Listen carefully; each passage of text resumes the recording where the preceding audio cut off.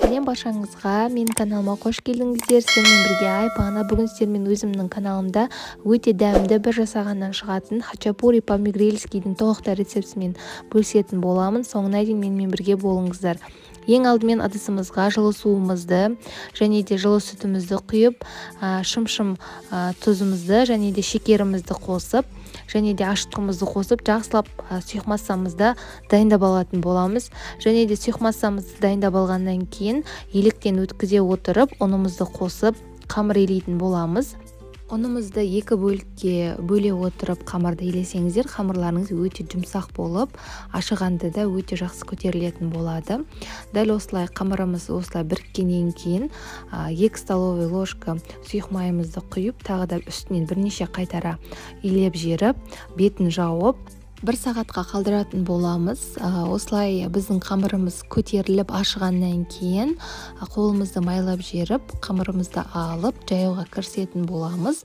Дәл видеодағыдай қолдарыңыздың көмегімен сәл-сәл басып жеріп, оқтаумен де қатты жаймаймыз.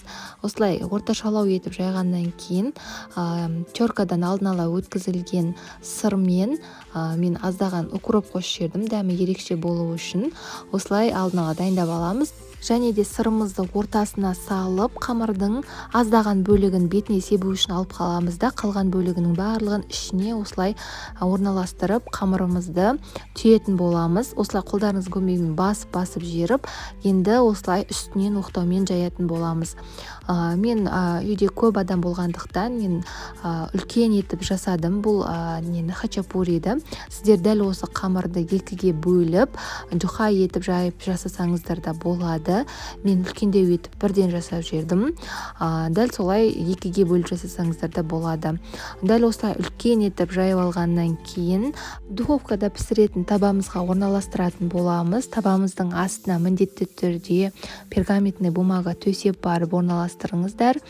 Сонда өте жақсы пісетін болады, асты жабыспай.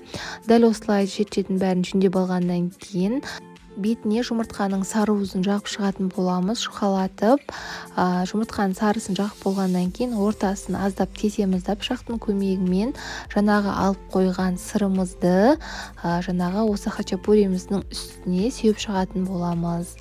Дәл осылай барлық шетіне сеуіп шығамыз. Сеуіп шыққаннан кейін 200-220 градуста духовкада пісіріп алатын боламыз. Осымен біздің хачапури по-мигрельскийіміз дайын болады. Өте дәмді болып шықты. Бір жасағаннан міндетті түрде жасап көріңіздер. Сіздермен бірге болған Айпана, назарларыңызға рахмет. Менің каналыма тіркеліп, мені қолдап кетіңіздер. Пікір қалдырыңыздар, лайк басыңыздар.